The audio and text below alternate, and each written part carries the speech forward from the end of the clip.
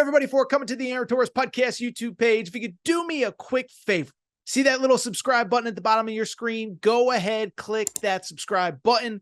Really does help our channel grow, our audience grow, and I really do appreciate it more than you know. So click that subscribe button. Appreciate your support. Now, here's the video that you came here for. Let's switch gears, because you know who has not been unbelievable? Billy Napier at Florida State.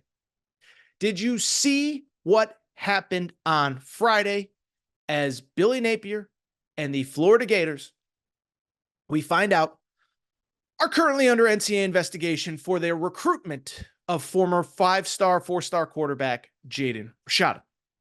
So let's go ahead and dive in. Let's go ahead and talk about a couple thoughts here. First of all, for people who do not remember the entire Jaden Rashada story, it was a wild one. We talked about it a lot this time last year because it really took center stage really around this time. But for people who do not remember, this was a fringe 4-star, maybe the number 2, number 3 quarterback in all of high school football. And he had a wild recruitment. I remember it vividly because I remember talking about it at the beginning. He was believed to be a Florida lean. Then he committed to Miami. And everybody melted down. Mario Cristobal got the best of this, this and that. And then as we got into September, October, November, he flips his commitment from Miami to Florida. And everybody's like, oh, this is great. Florida got their guy. He wanted to be there all along, whatever. Then he goes down to Orlando for one of the All-American games. He's set to move into the University of Florida. And then you hear he might not be moving in. Then you hear he isn't moving in. Then you hear we don't know what the heck is going on with this kid. What is going on? But he's not going to Florida. Well, as it turns out, he ended up at Arizona State. But it happened after he and his family agreed to an NIL deal with Florida. And Florida, not Florida, I should be clear, it's not the university. It was a collective affiliated with the University of Florida, so I'm not blaming anybody in specific. But he agreed to a deal. The deal did not go the way as planned. And basically, they weren't going to pay him what they had promised him. So he backs out. He doesn't go to Florida. I'm sure it was chaos behind the scenes. But I just bring it up because at that moment, we kind of figured, okay, this is the end of the story. Well, then The Athletic they did a great job. This was one of the great investigative pieces of journalism I've seen in a long time. They get the contract details of the Jaden Rashada deal, and he was owed $13 million, or he would have been owed $13 million over his 4 years as a Florida Gator.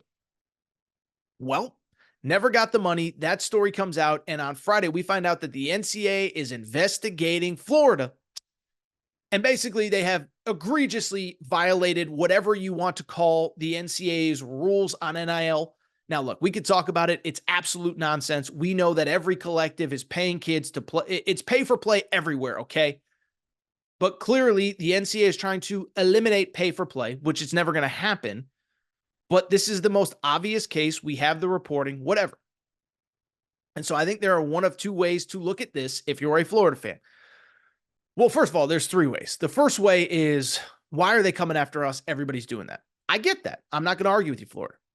The second way is, oh my God, Billy Napier, what is wrong with you? Billy Napier, poor Billy Napier can't do anything right, okay?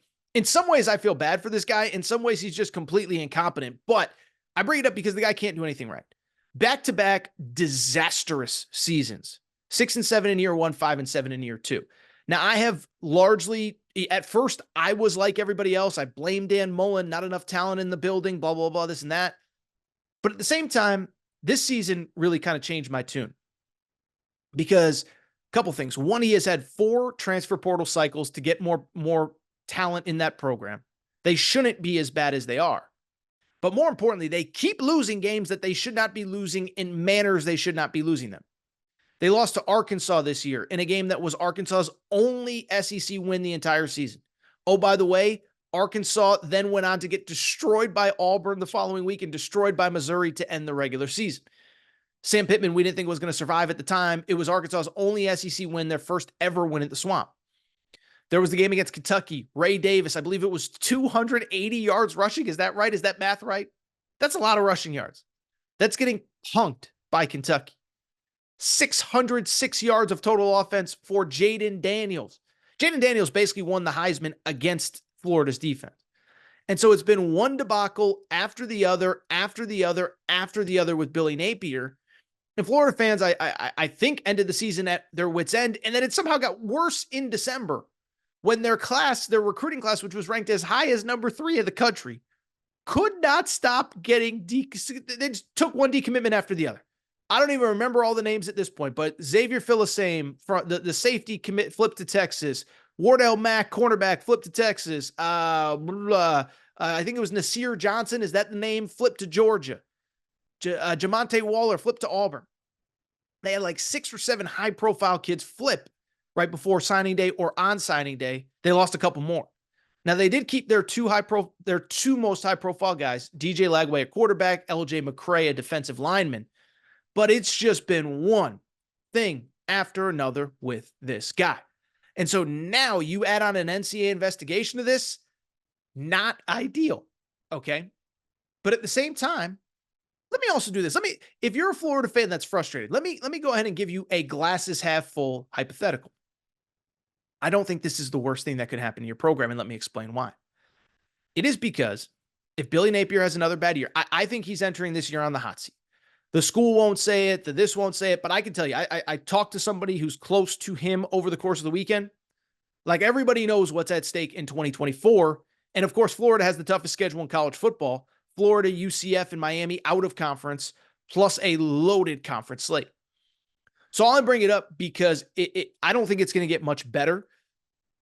And he knows what's at stake, but here's the good news. If you're willing to wallow in misery and willing to acknowledge that somebody getting fired sucks for him, but might not be the worst thing for Florida football, I'm here to tell you, point blank, this might not be the worst thing, because here's the thing. Now that the NCAA investigation is open, you can potentially fire Billy Napier for cause. What does that mean?